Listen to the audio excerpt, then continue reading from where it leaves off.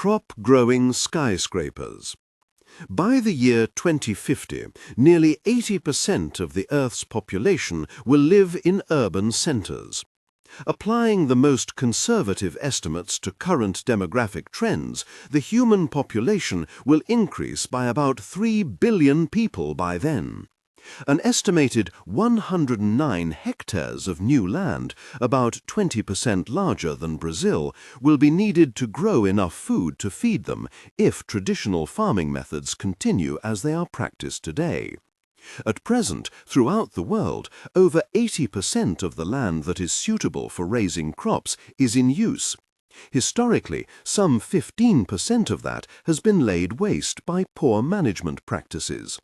What can be done to ensure enough food for the world's population to live on? The concept of indoor farming is not new, since hothouse production of tomatoes and other produce has been in vogue for some time. What is new is the urgent need to scale up this technology to accommodate another 3 billion people. Many believe an entirely new approach to indoor farming is required, employing cutting-edge technologies.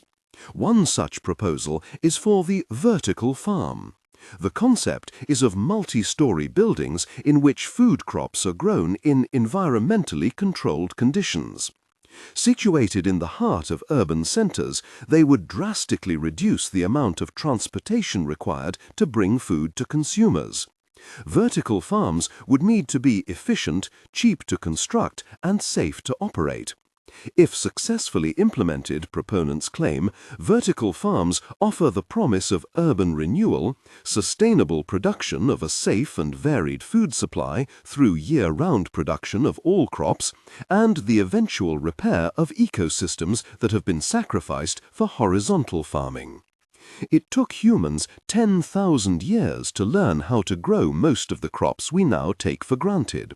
Along the way, we despoiled most of the land we worked, often turning verdant, natural ecozones into semi-arid deserts. Within that same time frame, we evolved into an urban species, in which 60% of the human population now lives vertically in cities. This means that, for the majority, we humans have shelter from the elements, yet we subject our food-bearing plants to the rigors of the great outdoors and can do no more than hope for a good weather year. However, more often than not now, due to a rapidly changing climate, that is not what happens. Massive floods, long droughts, hurricanes and severe monsoons take their toll each year, destroying millions of valuable crops. The supporters of vertical farming claim many potential advantages for the system. For instance, crops would be produced all year round, as they would be kept in artificially controlled, optimum growing conditions. There would be no weather-related crop failures due to droughts, floods or pests. All the food could be grown organically, eliminating the need for herbicides, pesticides and fertilizers.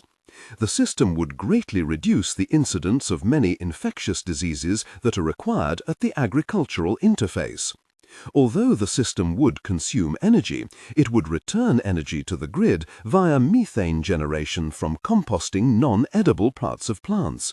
It would also dramatically reduce fossil fuel use by cutting out the need for tractors, plows and shipping.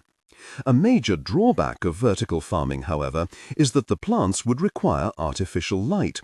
Without it, those plants nearest the windows would be exposed to more sunlight and grow more quickly, reducing the efficiency of the system. Single-story greenhouses have the benefit of natural overhead light. Even so, many still need artificial lighting. A multi-story facility with no natural overhead light would require far more. Generating enough light could be prohibitively expensive unless cheap renewable energy is available, and this appears to be rather a future aspiration than a likelihood for the near future.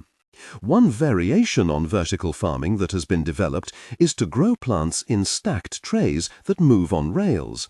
Moving the trays allows the plants to get enough sunlight. This system is already in operation and works well within a single-story greenhouse with light reaching it from above. It is not certain, however, that it can be made to work without that overhead natural light. Vertical farming is an attempt to address the undoubted problems that we face in producing enough food for a growing population. At the moment, though, more needs to be done to reduce the detrimental impact it would have on the environment, particularly as regards the use of energy. While it is possible that much of our food will be grown in skyscrapers in future, most experts currently believe it is far more likely that we will simply use the space available on urban rooftops.